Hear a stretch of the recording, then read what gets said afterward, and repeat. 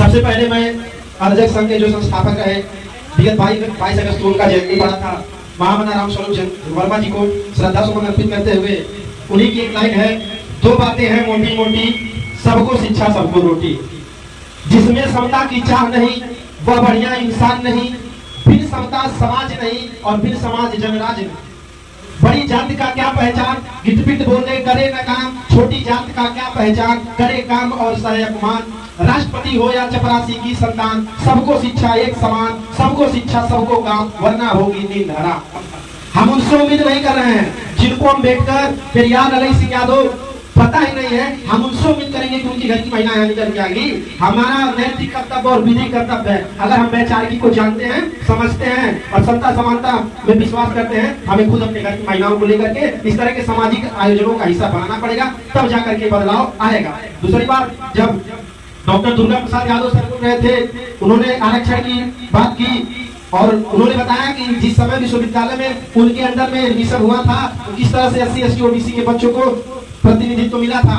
अभी इसी साल की मैं बात करूं, जब 2019 से पहले EWS रिजर्वेशन नहीं आया था।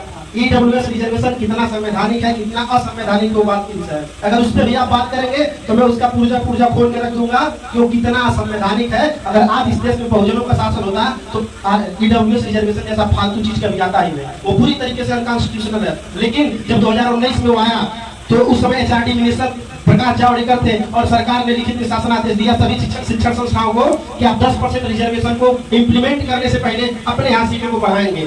उसी के आधार पर 19, 20, 21, 22 4 साल एडमिशन हुआ विश्वविद्यालय में। इस साल अचानक से इन्होंने भांग खाया और अचानक से फैसला लिया कि अब हम जो 25% सीटें बढ़ाए थे उसको वापस ले रहे हैं और EWS को सुपर न्यूमेरी घोषित कर दिया। अर्थात सुपर न्यूमेरी शायद कुछ लोग न समझे, मैं समझा देता हूँ। जैसे कहीं भी कुछ एडमिशन होता है, चाहे नौकरी मिलती है, वहाँ पर कुछ स्पेशल क्लास होता है, जैसे स्पोर्ट कोटा होता है, कर्मचारी पाले होता है, XRE होता है, इनकी जो सीटें होती हैं उसी को सुपर न्यूमेरी कहा जाता है और वो पूर्ण आरक्षण में उसकी गणना नहीं होती।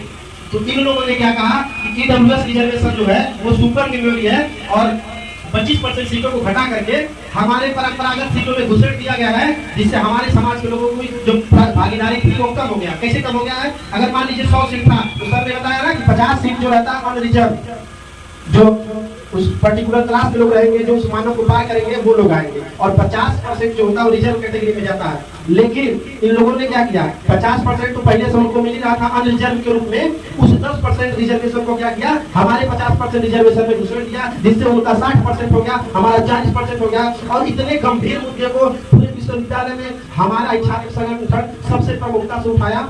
6 घंटे भी हम लोग बारिश में प्रोटेस्ट हुए कि फिर से 25% सीटों को बहाल किया जाए, नहीं तो SC ST OBC और माइनॉरिटी के छात्र छात्राएं बड़ी संख्या में विश्वविद्यालय से बाहर होंगे। इस पे हम लोग को फल भी मिला। अभी 2 दिन पहले राजभवन ने जवाब मांगा है विश्वविद्यालय से कि आपने ऐसा क्यों किया और किस आधार पे किया। हमारे पास सारे प्रूफ हैं कि इनका फैसला पूरी तरीके से गलत है और हमारा सही है, क्योंकि सरकार ने जो ऑर्डिनेंस जारी किया 2019 में उसमें कहीं नहीं लिखा है कि EWS जो है सुपर न्यूमेरी है। आज अर्जक संघ के बैनर तले कार्यक्रम हो रहा है, तो हम इस समाज और इस वैचारिकी को आगे युवा ही ले जा सकता है। हमें कोशिश करना होगा, इस मूवमेंट से युवाओं को जोड़ना होगा और उन्हीं की भागीदारी सुनिश्चित करना होगा, तब जाकर के इस वैचारिकी को आगे ले जा पाएंगे। मैं भी अर्जक संघ के कई कार्यक्रमों का हिस्सा रहा हूँ, मैं व्यक्तिगत तौर पर बहुत प्रभावित रहता हूँ और बहुत सारे संगठनों में मैंने देखा, लेकिन अर्जक संघ एक ऐसी वैचारिकी है जो पूरी तरीके से वैज्ञानिकता पर आधारित है। इसका नारा है, इसके जो ओरिजिन इसका किया था महामना राम स्वरूप वर्मा ने यही कहा था कि जिसमें समता की चाह नहीं वो बढ़िया इंसान नहीं। वह सही बात है कि जिस व्यक्ति में समता समानता की भावना नहीं हो कभी भी अच्छा इंसान नहीं हो सकता है। तो ये संगठन व्यक्तिगत तौर पर मुझे बहुत प्रभावित करता है, तो मैं इसके साथ काम करता हूँ, मुझे मजा भी आता है और आप लोग आए, बहुत अच्छा लगा। इस तरह के सामाजिक आयोजन समय समय पे होने चाहिए, हमारी आपकी मुलाकातों का दौर बढ़ना चाहिए, तभी जाकर के समाज में बदलाव आएगा। आपने मुझे बोलने का अवसर दिया। अपनी बात खत्म करने से पहले एक आखिरी बात मैं कहता हूँ। एक अर्जक संघ के बहुत बड़े समर्थक हैं, नेशनल जनमत के संपादक हैं, मैं उनसे बहुत ज्यादा प्रभावित रहता हूँ।